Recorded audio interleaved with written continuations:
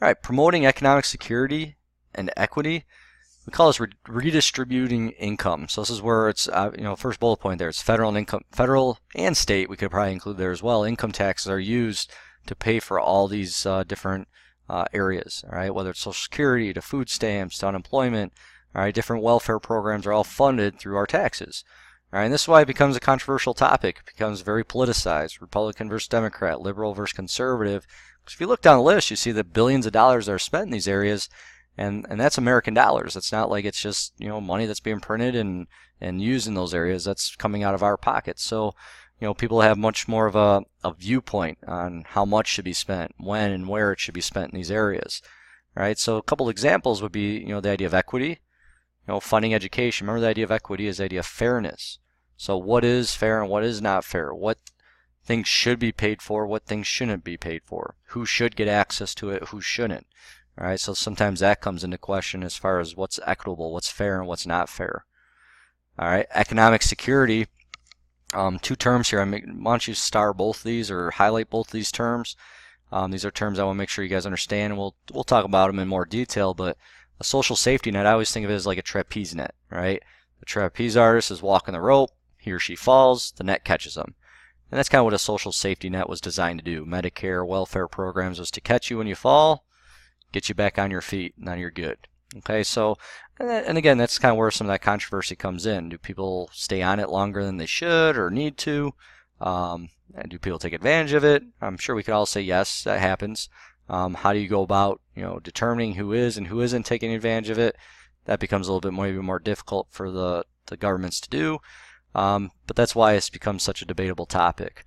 The next term, a public transfer payment. Look at the actual words of that term. Public means it's the people are transferring a payment, right? The people's money or tax dollars is transferring to those who need it. And that's why we call it a public transfer payment.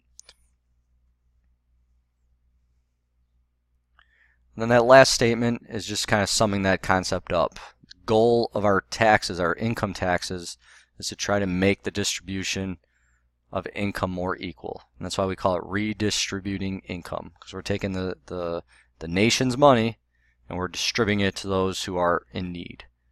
Okay, so that's the third role of government. We're gonna, like I said, we're gonna spend some time on that one in class, going through some activities, kind of breaking down the liberal versus conservative views on these topics, and hopefully allow you guys to take a viewpoint on some of these issues as well, so you're a little bit more educated when it comes to elections too. And the fourth and final one is managing those spillovers, managing the positive and negative externalities, trying to promote one and deter the other. So promoting positive externalities takes place through offering subsidies.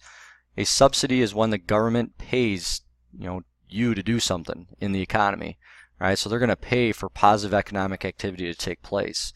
One of those examples, like I've said already, giving a tax break, let's say, to Amazon to come to the Joliet area. Maybe paying Joliet Junior College to open a facility down in downtown Joliet. All right, that's going to promote positive externalities, side effects. More people are there, they're spending money, they're eating, they're doing things in the city. Another example, big example of subsidies would be our pharmaceutical companies, the companies making the new prescriptions to help combat diseases. But the problem is if you're making a new product, you want to make a product that lots of people are going to buy. So usually these companies are making the drugs for diseases where a lot of people suffer from them. So what about those people where there's few people suffering from a disease and there's not enough ways to fight it because there's not enough medications?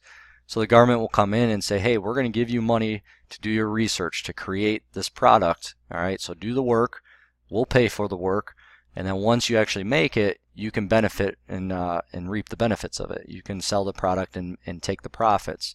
All right, so the government's going to try to entice these companies to do things and make things that otherwise wouldn't be produced.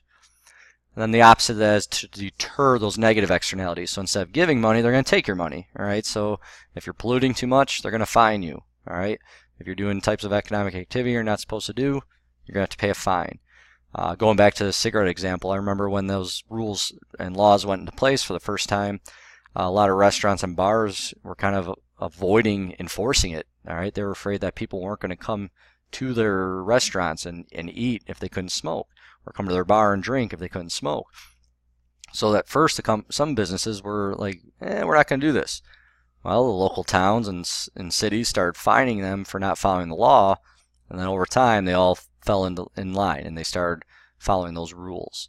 Right? Those are things that just ways that the government's going to deter those negative externalities. If you have to pay a fine, you're going to be less likely to do that action again.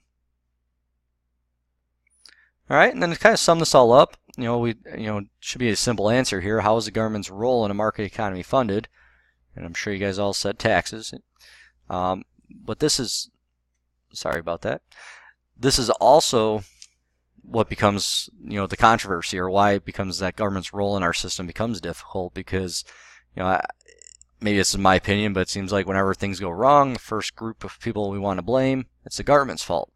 Right? Well, then we say, well, the government has to fix this, or has to be more involved. Well, the only way they get more involved is if, it's going to cost more money. And then we complain, well, our taxes are too high. Right? So it's just a never-ending cycle of, who is to blame or who is not to blame.